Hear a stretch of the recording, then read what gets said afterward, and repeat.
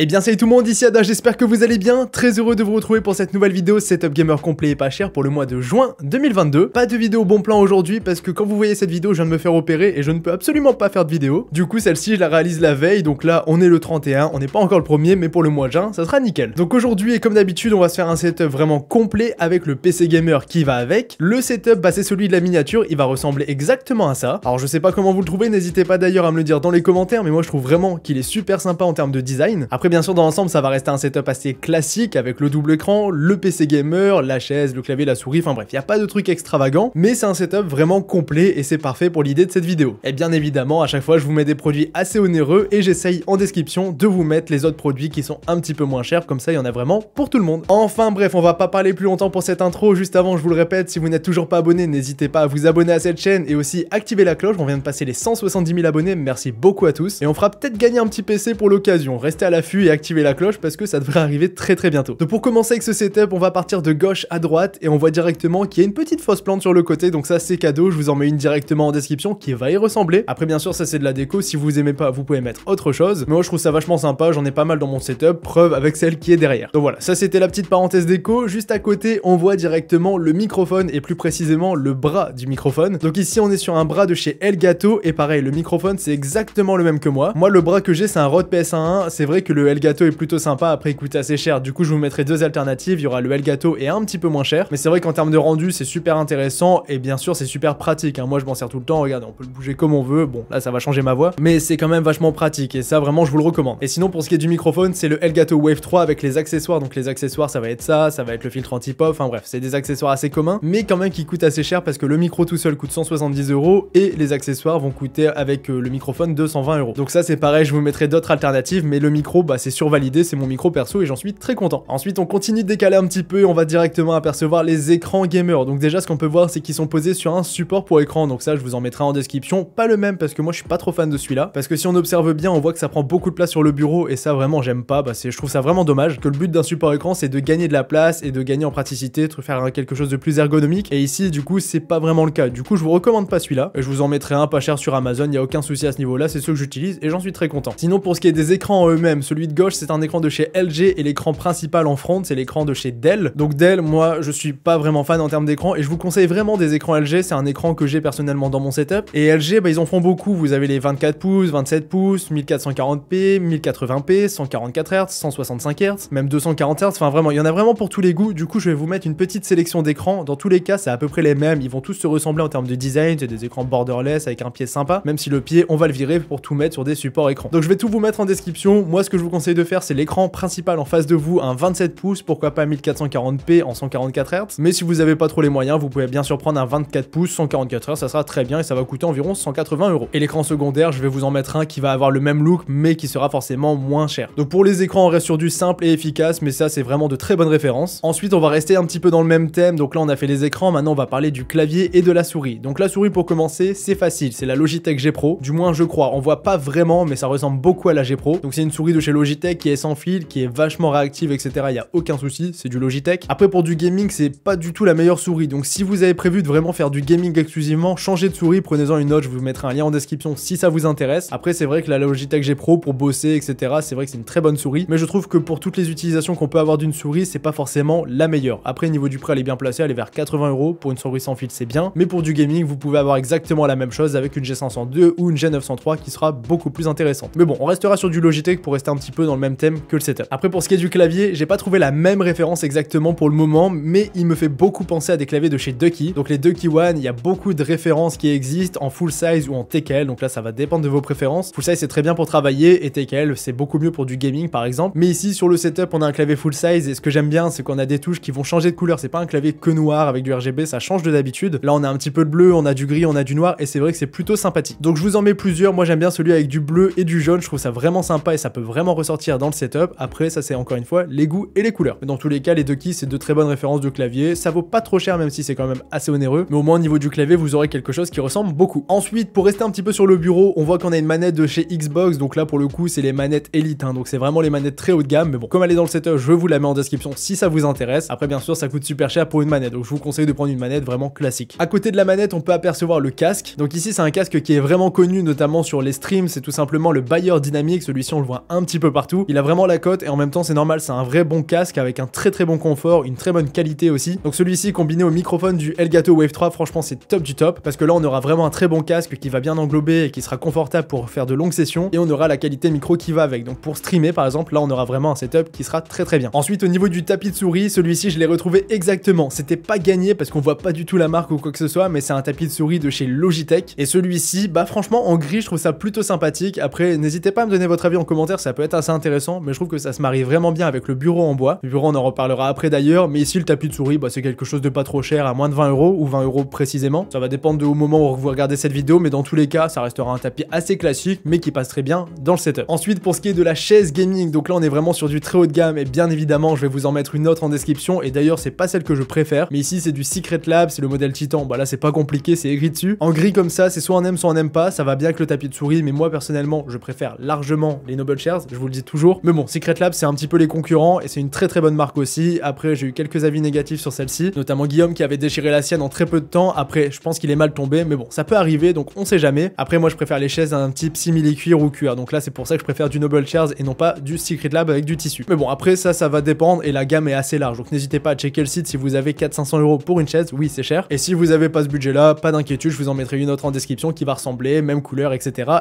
Ensuite sur le bureau on peut aussi apercevoir un genre d'Elgato Ring Light, donc là je vous mets le modèle Elgato mais je vous mettrai aussi l'alternative moins chère. Mais la Ring Light faut compter 200 € et c'est ce qui m'éclaire actuellement juste derrière la caméra, donc c'est vraiment efficace parce que regardez, je vais l'éteindre pour vous montrer, voilà.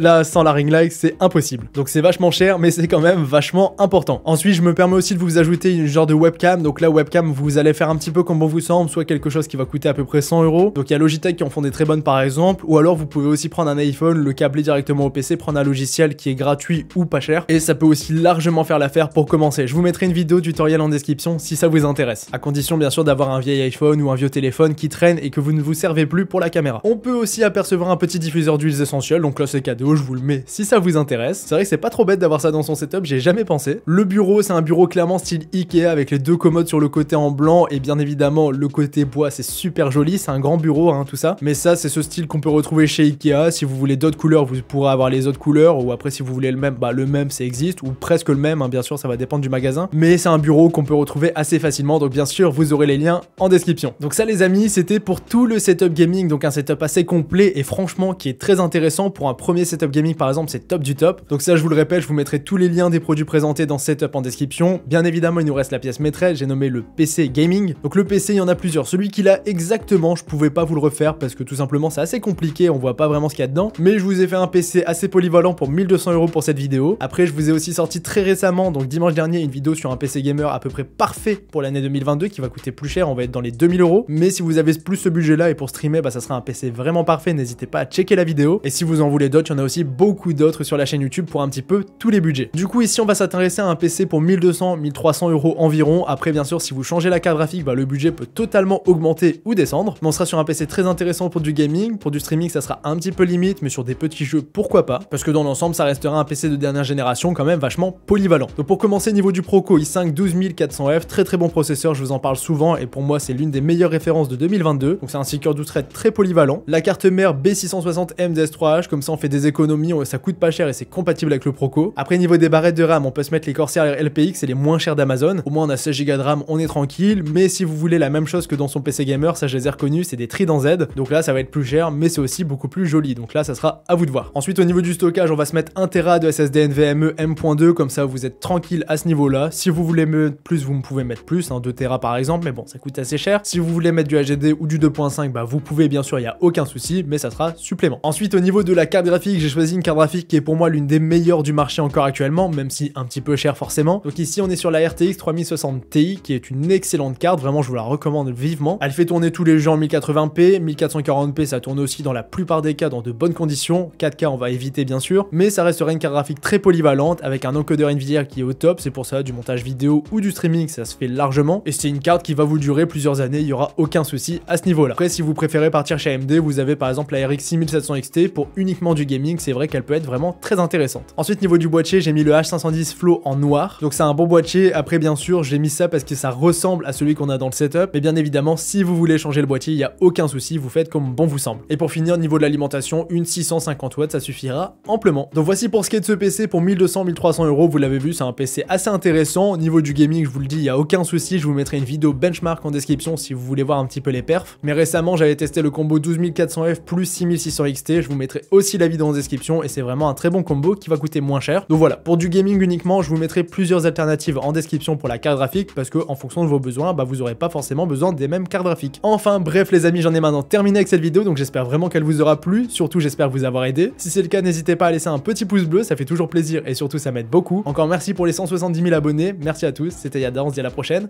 Salut tout le monde.